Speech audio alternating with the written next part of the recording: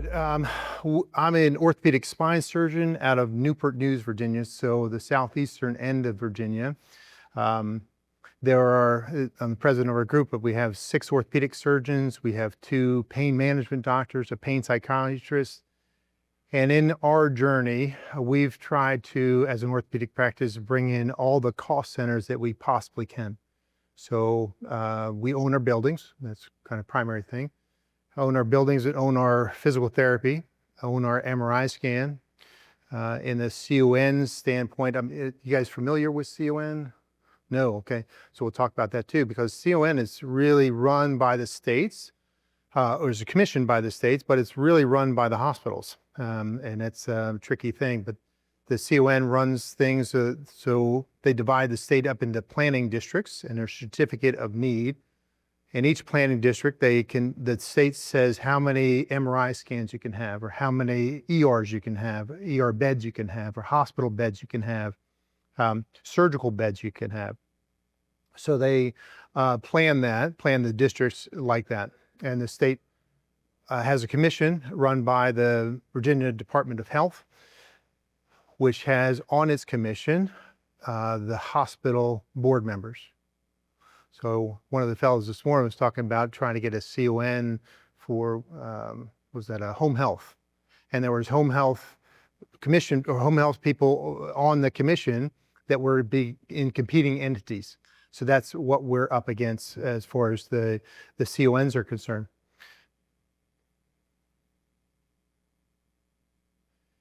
When you look at CON, this is back in 2021, there was a gentleman yesterday that showed the CON map similar to this from 1974.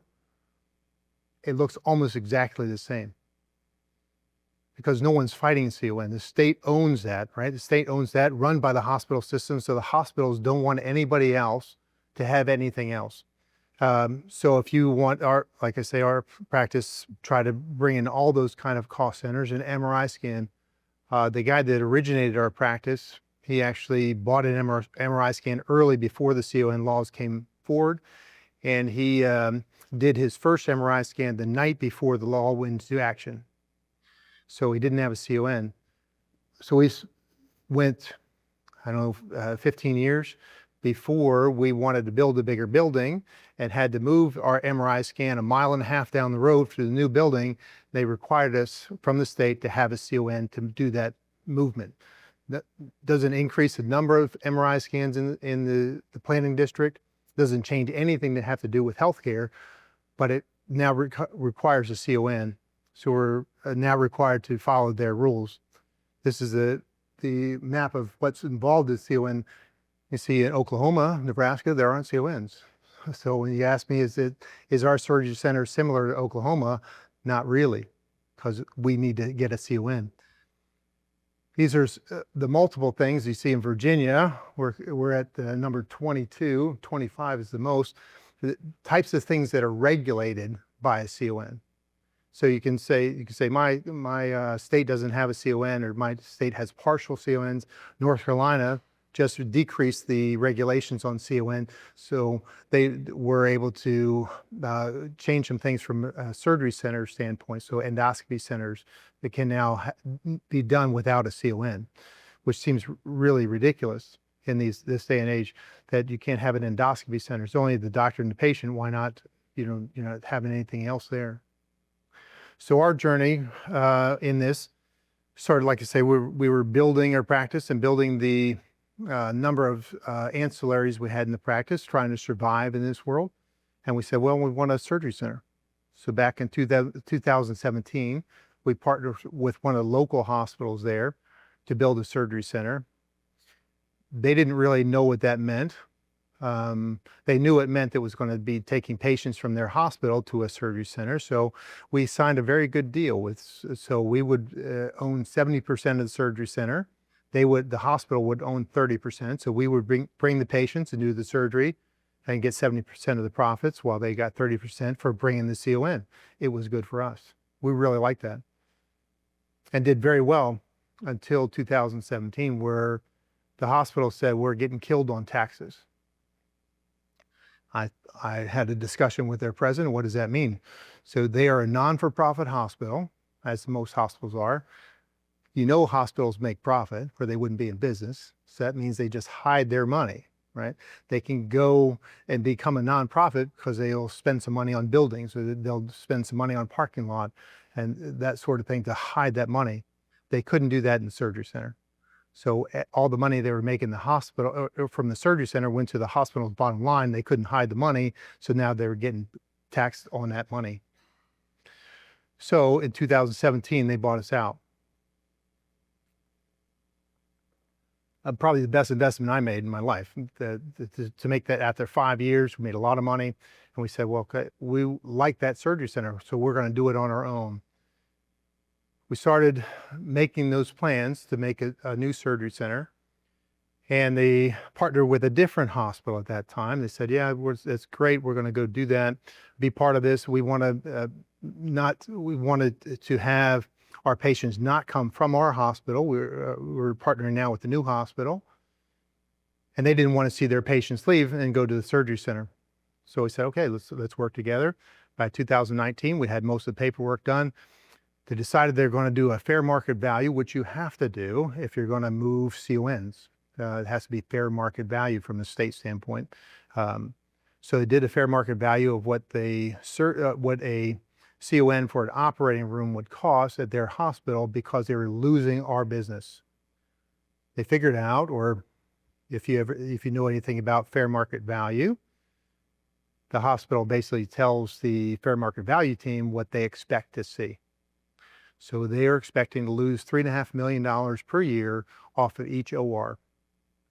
So for us to buy those ORs would end up being $7 million for a startup surgery center. There's just no way you can do that. We've heard people talk about being lean and keeping your costs down. The $7 million to start it up is a big deal. So in that vein, we said, well, we're going to go without a CON. We still want the idea of having our own surgery center, not because of financial reasons, but we can drive the patient care. Patients like it. We'll build a brand new center. We'll build our own thing and start doing commercial insurance, direct care. So this is awesome. People come pay me cash for a knee replacements or a spine fusion. I'm happy. This is much easier. Carpal tunnels. There's a fellow here who's talking about doing carpal tunnels, doing as a surgery center, or as a surgeon doing it at the surgery center as carpal tunnels. Carpal tunnels are $300. Patients will pay that all day. It's a bit more different when patients want to get a knee replacement for $25,000. There aren't a lot of people in Virginia that want to do that. Maybe big cities, Dallas, Washington, D.C. Spine fusion is about $38,000. So there's not people writing checks to come do a spine fusion. We're innovative, right? We did the first knee replacements outpatient in the surgery center, first hip replacements outpatient in the surgery center. I did the first 3-level lumbar fusion with interbody fusion at the surgery center. It's first in the country done that way. So we're innovative. We're trying to put our name out there and do things, but everything is coming down to the CON. If you don't have a CON, you can't do Medicare. You can't do Medicaid, federal payers, TRICARE, those sorts of things. Which is not that we want to do those things, but we gotta make a profit. We gotta find some way to make this profitable.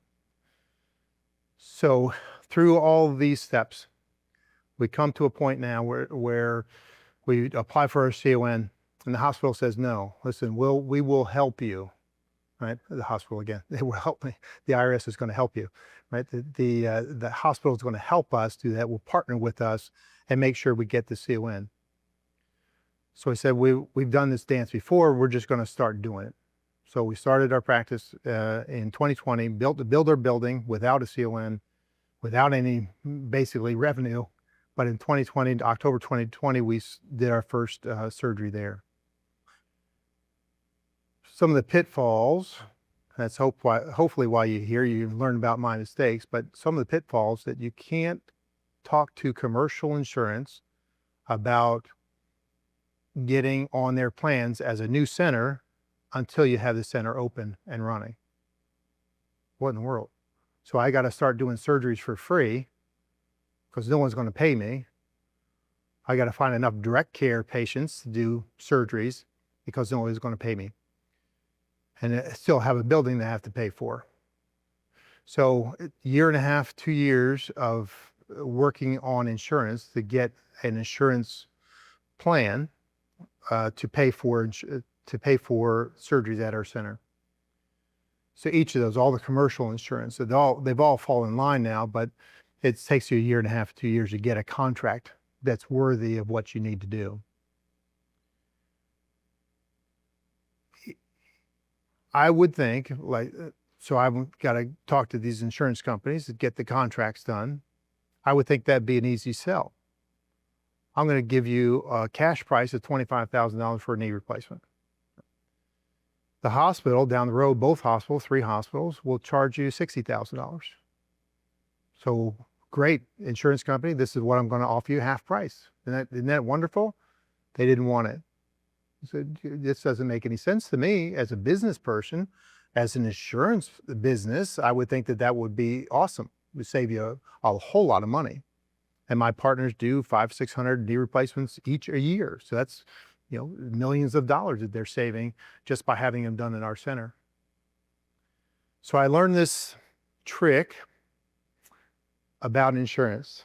Remember when the ACA was passed? And in that ACA, they mandated that the insurance companies have to pay 80% of their premiums into health insurance, and 20% could be administrative.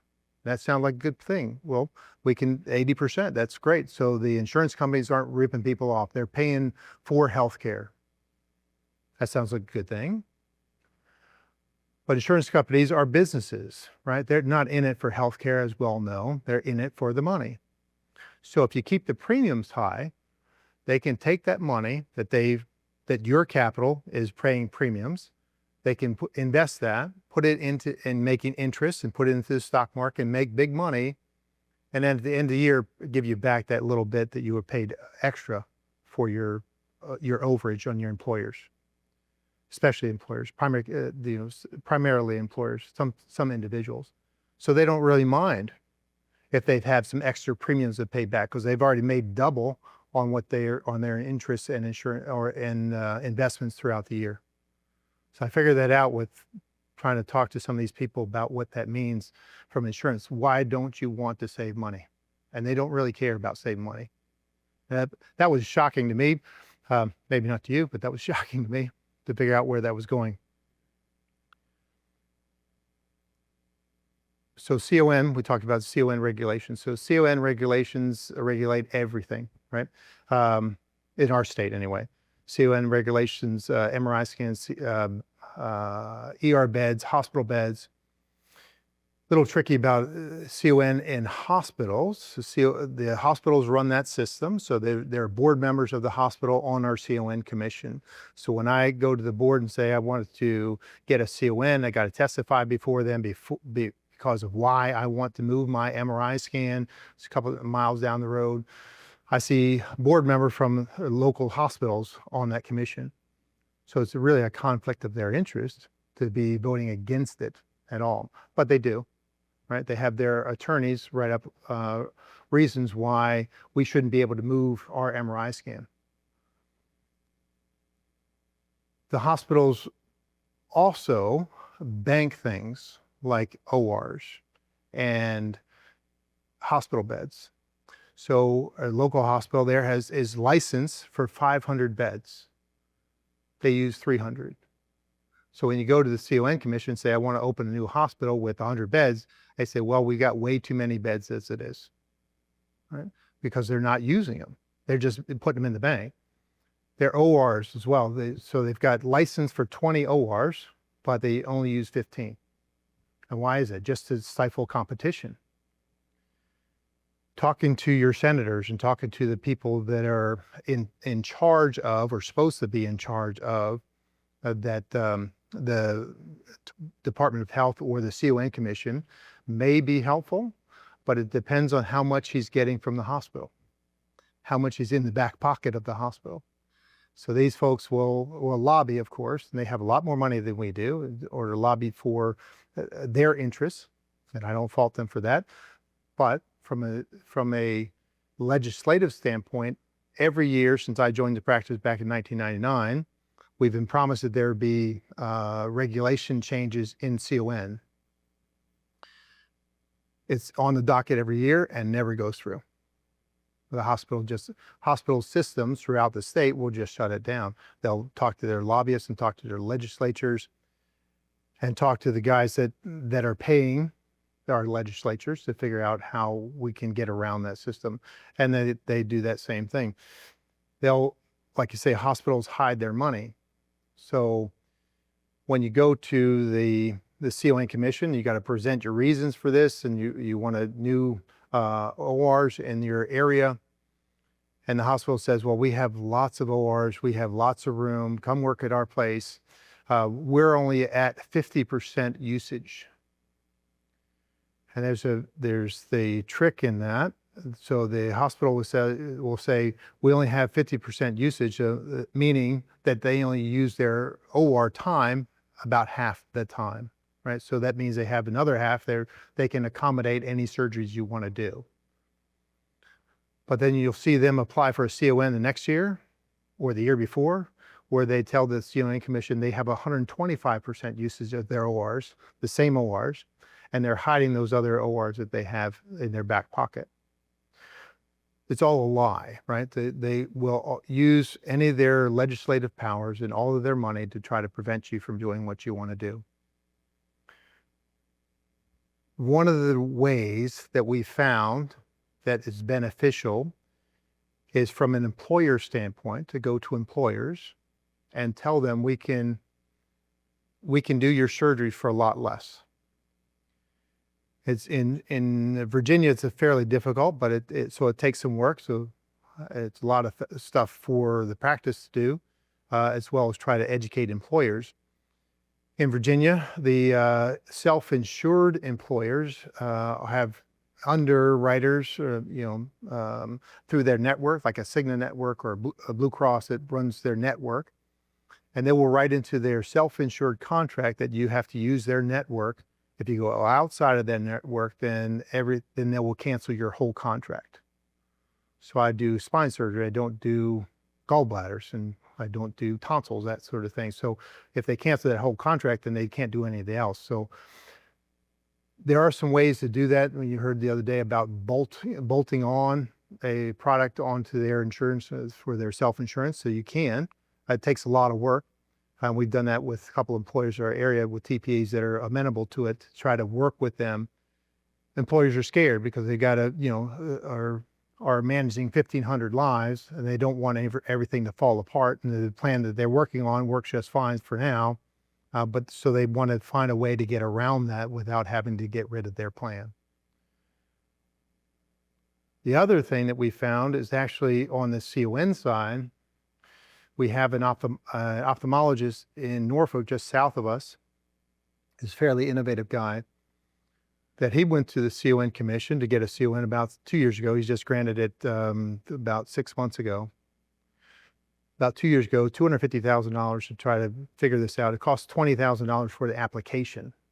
The $250,000 he spent on lawyers' fees to get through this, and appeals and all the other stuff. But he finally got it. And the reason he got it is he went to the commission and said, I do a special type of ophthalmologic surgery that no one else does in Medicaid patients. I said, you're crazy. You want to do only Medicaid? He said, yeah. So he can appeal to the state to get the CON and increase his Medicaid reimbursement because he's the only one that's doing this type of surgery in Medicaid patients. But it took him 2.5 years or a year and a half and $250,000 in order to get it. I haven't talked to him yet to see if it's worth it because he's been doing this for 6 months. So there are ways. The biggest difference between us and the hospital system is your ability to change, right? You're nimble. You can make those decisions about your practice, about how things are being done in your practice much more quickly than a hospital can. A hospital has to go through the board and all the appeals process, all those people that are in that administrative side of things to figure out if they want to be able to do this. They're transparent pricing as well, that they're not very good at that. So both of our hospital systems have on their site that they have the transparent pricing. You can't find a price on it. You can call the hospital and they can't tell you what they really mean by transparent price.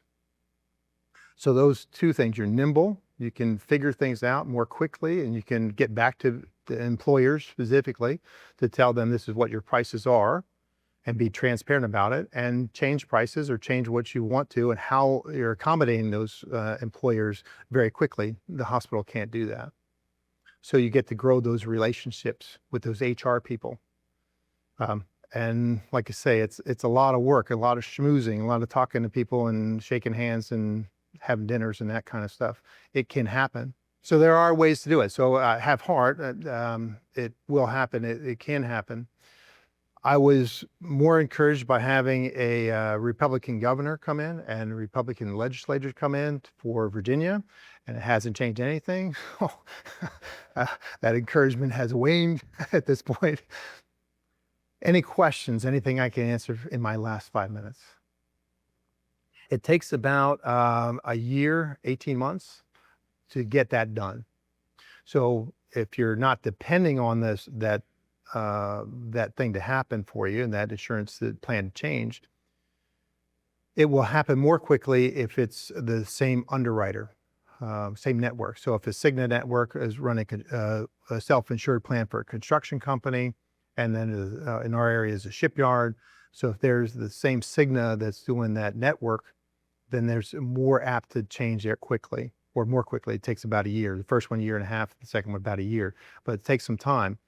And it takes some effort on the employer's part. Again, getting over that hurdle of I'm going to cancel my plan, I'm going to put all my people without insurance, then this is going to be a problem. I want to try to find a way not to cancel my insurance and do this. So there's a nervousness on the employer's side, especially the HR people. The president of the company may say, this is awesome, I want to save money, but the HR person is going to be the holdup and try to figure out, she's the one that has to, he is the one that has to take the brunt of that about what happened to my insurance, it changed. Yes, sir. So so the anesthesia can be a problem. Right now, especially right now, there's a lack of anesthesiologists in the country, and a lot of the nurse anesthetists. So in Virginia, there's starting to be nurse anesthetists making their own groups and getting paid the same as anesthesiologists do. So we have relationships with we're a fairly well-known group in our area, so we have relationships with those anesthesiologists, know who they are, know who the best anesthesia providers are. Especially for blocks, that kind of thing, with a knee or hip replacement and arms, shoulder surgeries and arm surgeries. So that's built into the bundle. I'll tell you, so the anesthesiologist charges us $2,000 a day, whether or not we do any surgery or not. So we build that into our price. No matter. That's right. That's right. So we worked with them to find out a good number for them that's going to keep them happy. We're happier, but they're not particularly happy, but they, so we find a number, and that's built into the price, our bundle price. Yeah. We have to tell them a month in advance, make sure that they're on board and everything's taken care of. If we don't, we cancel a day, we got to pay $2,000. So all of our surgeons and pain doctors are on board that make sure that they have their days, that they're going to fill their days. Yeah, so we actually own all that stuff. The physical therapy was part of our cost centers, physical therapy and pain management. So a lot of what I do is spine surgery. So if I'm going to make sure that those patients are right, we're going to get them epidural blocks, the facet injections, all those sorts of things to make sure that there's nothing else that's going to help them and they actually need a surgery. So we go through that whole process. No, so we do a surgical day bundle. So if you're coming in for a knee replacement, that's the knee replacement facility, anesthesiology, the physical therapy at the day of the surgery, because they take you up and down the stairs, make sure you're going to be safe at home, that kind of stuff. So if you're having a knee replacement, this is what it's going to cost for the surgical day. We have pricing on all the other stuff, physical therapy, office visits, injections, all that kind of stuff. So if you don't know whether or not you need surgery, We get lots of patients from out of town. I just did a guy from Alabama last week. His employer sent him up to us to get the surgery done. He stayed overnight. His family had a little vacation. We pulled his drain. He went home the next day. So they paid just for the day. So he was worked up at his home. They did everything they needed to at home to make sure he was a surgical candidate. We usually do, from long distance patients, we review their records and do a telehealth visit. We talk to them and find out what their symptoms are, what kind of problems they're having. Are they appropriate for surgery? Are they 500 pounds and they're not going to fit in the, yes. From local companies, yes. So that's from their self-insured plan, their network. So we'll get paid from Cigna for whether their things are. From out of town, they're taken care of by their local insurance and local products. Yeah, that we have pricing as well for the office visits. So if you said, listen, I don't know if this guy needs surgery, I just want your evaluation, your consultation, we'll do that and bill the patient for that particular thing. So, and go through all those things. If they don't want surgery, great. We got pain management, get set up with pain management and make sure they're taken care of and pain is under control prior to doing anything else. Yeah. Yes, sir. So there's two separate issues, right? Direct care, direct payments are outside of insurance. So it doesn't really matter what they do. If they want to pay you, they'll pay you. From an insurance standpoint, we're contracted with the insurance to pay us their fees from whatever other employers or individual plans there are. So there's no reason to do that. So no conflict there. The difficulty, as you bring up, is that if you've got the transparent pricing and the insurance company, Blue Cross looks on your website and says, why are you charging me $30,000? You're charging that guy $25,000. So we make our prices reasonable for us. Also do the negotiations with our insurance plans. This is what it costs. And I tell the insurance plan, Blue Cross, the reason why our prices are less, because I don't have to go through you. Right? This guy gave me a check. I don't have to hire anybody to make sure your check processes, make sure that we get paid, that we didn't do any pre-authorization, all that. So all that overhead, I'm charging Blue Cross. So that's the reason why that's different. So it hasn't been an issue. So because we've made our prices what we think they should be. As you mentioned, your worth. What's that? Yes, sir. You want to look on our website? It's right there. Yeah. So yes, that's right. We're in the same boat with personal injury. And I'm blanking on the thing. There's a credit card service that does the personal injury stuff. So we bill the credit card and that bill goes, and they pay us, and that bill goes to the attorney. The reason why you sort of wait on the attorney because they're waiting for their settlement. So the settlement may take 3 years to get, and you may have felt this as well. At 3 years, they go, well, we didn't get as much as we thought, so we want to negotiate that price down. It was $10,000, and now we want to only pay you $5,000. The answer is always no. I mean, that's what we charge.